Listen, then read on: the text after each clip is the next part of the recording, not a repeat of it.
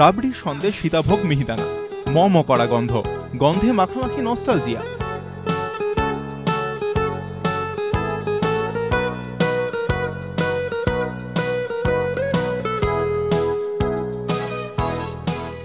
সুবিশাল কড়ায় জাল দেওয়া দুধ, পরম মমতায় ময়রার হাতে তুলে নেওয়া দুধের স্বর।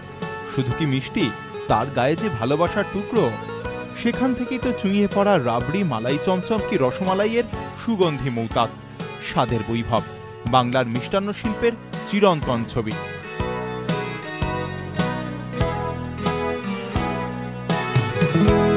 হোক না ঐতিহ্য, তবু তো ঢাকা পড়ে সময়ের চাদরে। ময়রার হাতে গড়া মিষ্টির মাহাত্ম্য, কিন্তু একা হাতের দৌড় কতটা।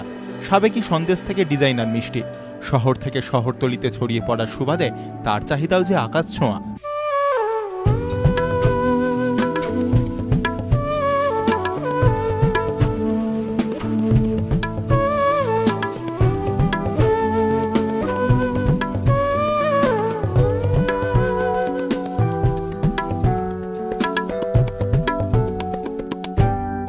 পাল্লা দিয়ে যোগান দেওয়ার হাত কোথায়। সময়ের সঙ্গে সঙ্গে মিষ্টান্ন শিল্পে বড় সমস্যা হয়ে দেখা দিল সেটাই, হাতের অভাব, শ্রমিক সংকট, কপালে ভাঁজ ব্যবসায়ীদের। আগে যেমন কারিগরের আসতো বাইরে থেকে, কি কাজ শিখতে আসতো, সেসবগুলো এখন মানে অভাব। সেটা 100 দিনের কাজের জন্যই হোক কি অন্য কোনো কারণেই হোক, সেইটার এখন অভাব। আমরা প্রত্যেক মিষ্টান্ন প্রতিষ্ঠানই অভাব বোধ করছি। মেকানিক্যাল প্রসেস আনার প্রয়োজন এই কারণেই যে এখন আগের থেকে চাহিদাটা অনেকটা বেশি বেড়েছে। আর লেবারেরও কিছু প্রবলেম আছে, লেবার প্রবলেম সেই তুলনায় আগের তুলনায় যে সুলভ শ্রমিক যে পাওয়া যেত সেইটা এখন পাওয়া যাচ্ছে না। তো তার জন্য আমাদের মেশিনারিজ কিছু ইন্ট্রোডিউস করতে হয়েছে এই লাইনে।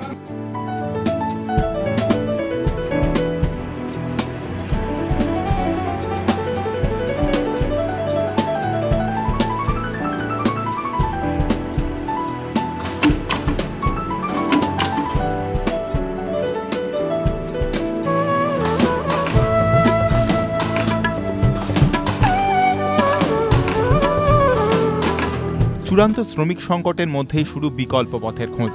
একদিকে শ্রমিক সংকট কাটানোর তাগিদ, অন্যদিকে স্বাদে, গন্ধে, বর্ণে মান ও উৎকর্ষ বজায় রাখার অঙ্গীকার। এই ভারসাম্য বজায়ের লক্ষ্যেই ভরসা প্রযুক্তি।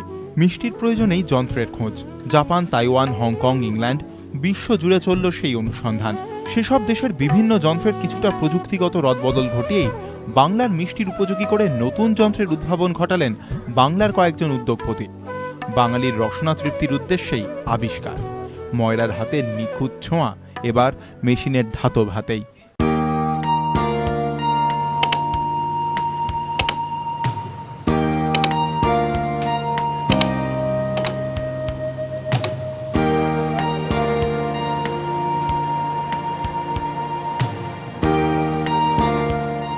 লন্ডনের হ্যাভার্ড একটা কোম্পানি আছে যারা আপনার প্ল্যানেটরি মিক্সচার তৈরি করে। এই প্ল্যানেটরি মিক্সচারটা সাধারণত কেক, পেস্ট্রি এইসবের ক্ষেত্রে লাগে।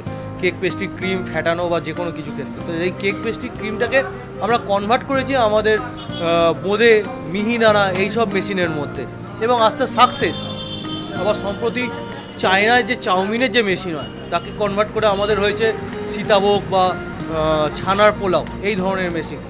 আমি কোনোদিন বিশ্বাস করি না যে মিষ্টির মর্যাদা হাতে মেশিনে তৈরি করলে হাতের থেকে কমে যাবে। হ্যাঁ, আমাদের প্রোডাকশান বাড়ছে, একই রকম হচ্ছে, মেশিন যে কনসিস্টেন্সি দিতে পারবে সেটা হাতে করা সম্ভব নয়। হাতে 19-20 হবেই, কিন্তু মেশিনে 19-20-এর কোনো ব্যাপার নেই। আর প্রোডাকশান অনেক বেশি, যেটা 10টা লোক যেটা 1 ঘন্টায় করতে পারবে সেটা মেশিনটা আমার 5 মিনিটে করছে। এইটা তো ভাবা যায় না, 1 ঘন্টার কাজটা 5 মিনিটে করে দিচ্ছে 10টা লোকের কাজ।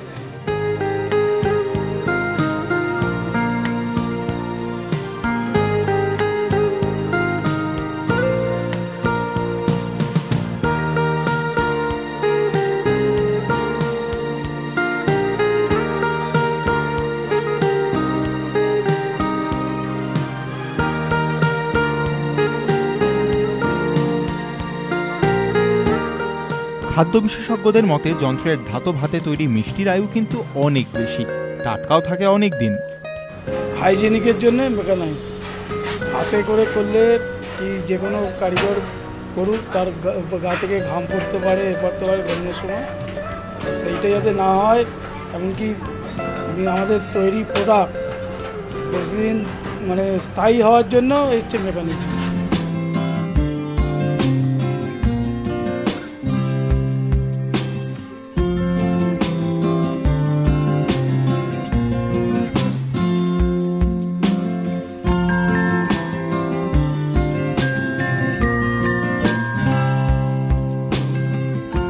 যোগান আর চাহিদার সমীকরণের ভারসাম্য বজায় রাখতেই যন্ত্রের আমদানি, অথচ সেই নিষ্প্রাণ ধাতব হাতি প্রাণ ফিরিয়েছে বাঙালির মিষ্টান্ন শিল্পে। একা ময়রার হাতে যেখানে 1 ঘন্টায় তৈরি হয় 30 কেজি সীতাভোগ, যান্ত্রিক হাতে সেখানে তা পাওয়া যাচ্ছে অন্তত 300 কেজি।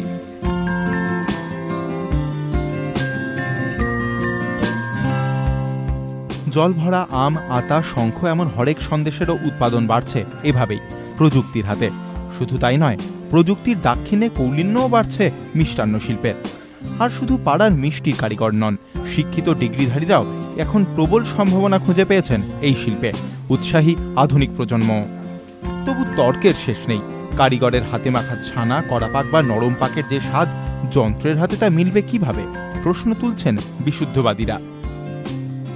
ছানা মাখা হচ্ছে, গড়া হচ্ছে বা মিহি করা হচ্ছে, হতেই পারে, মেশিনে সব কিছু হতেই পারে, সম্ভব, এবং সেটাতে মিষ্টির স্বাদের খুব একটা হেরফের হবে বলে আমার মনে হয় না। তবে একটা কি যে কিছু কিছু ঐতিহ্য তো আমাদের রয়েছে, কিছু কিছু ঐতিহ্যবাহী প্রতিষ্ঠান রয়েছে মিষ্টির, যারা কিছু স্পেশাল সন্দেশ তৈরি করে। এই যে সন্দেশগুলো তৈরি হয়, এগুলোর যে স্বাদ, সেই স্বাদটা আমরা মেশিনে কি পাবো, সে পুরোপুরি কি পাবো? কেন বলছি যে ঘরে তৈরি যে পাটিসাপটাটা, ঘরে তৈরি পাটিসাপটার সঙ্গে দোকানের পাটিসাপটা কি মেলে? একদম কি এক হয়? হয় না। কিছু কিছু পাক, যেমন বাটা পাকের কথা বলছি, এই বাটা পাকের কিছু কিছু দোকানের হয় একদম মিহি পাক, একদম কোনো দানা থাকে না তার মধ্যে, কিন্তু আমাদের দোকানের একটা অন্যরকম বৈশিষ্ট্য আছে সেই পাকের, সেইটা মেশিনে দিলে যেমন হয় না, সেটার জন্য আমাদের হাতের কাজ লাগে। কেননা হাতে যে প্রেশারটা থাকে মেশিনে তার চেয়ে অনেক বেশি প্রেশার পড়ে, এতে আমাদের পাকের টেক্সচার চেঞ্জ হয়ে যায়। তবে যাবতীয় সন্দেহ নস্যাৎ করে দিয়েছেন খাদ্য বিশেষজ্ঞরা। মিষ্টান্ন ব্যবসায়ীদের বক্তব্য, বড় দানা পাক থেকে শুরু করে মিহি পাক কি আটা পাকের সন্দেশ, যে কোনো রেসিপির ফর্মুলাই কণ্ঠস্থ অত্যাধুনিক এই যন্ত্রের। শুধু তাই নয়, তার হাতে গড়া মিষ্টি যে অনেক বেশি স্বাস্থ্যকর, দূষণমুক্ত। একবার মুখে পড়লে কে বলবে কার হাতে জন্ম, মানুষ না যন্ত্র?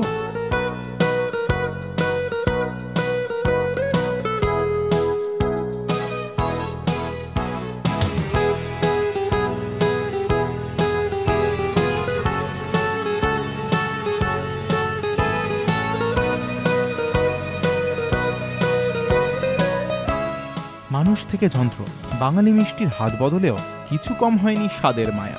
তবে ভুবনায়নের যুগেও প্রবাসে এখনো কেন ব্রাত্য? পিৎজা, পাস্তা, বার্গারের বিশ্বজোড়া থাবায় কেন ঘা দিতে পারল না জলভরা, রসগোল্লা, মৌসুমি, লবঙ্গলতিকা কিংবা আবার খাবো? আসলে বাঙালি মিষ্টির মান নির্ধারণটা জরুরি, যা না হওয়াতেই তার বিশ্বজয় এখনো অধরা। নাম না বলে যদি বলি, কোনো পিৎজা বা কোনো কেক বা কোনো একটা বার্গার, এগুলো কিন্তু স্ট্যান্ডার্ডাইজড।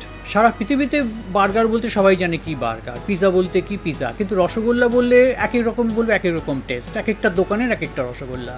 তো সেদিক থেকে রসগোল্লার এই একটা অসুবিধা হচ্ছে, মানে বিশ্বায়নের যে সুযোগ নেওয়াটার অসুবিধা হচ্ছে। কিন্তু মেকানাইজেশন হলে রসগোল্লা কিন্তু সেই জায়গায় যেতে পারবে, একটা স্ট্যান্ডার্ড প্রোডাক্ট হিসেবে সবাই বলবে হ্যাঁ রসগোল্লা খেতে এরকম, তার স্ট্যান্ডার্ড এরকম, মানে বেঙ্গল রসগোল্লা বলতে তখন কিন্তু একটা জায়গায় এসে যাবে।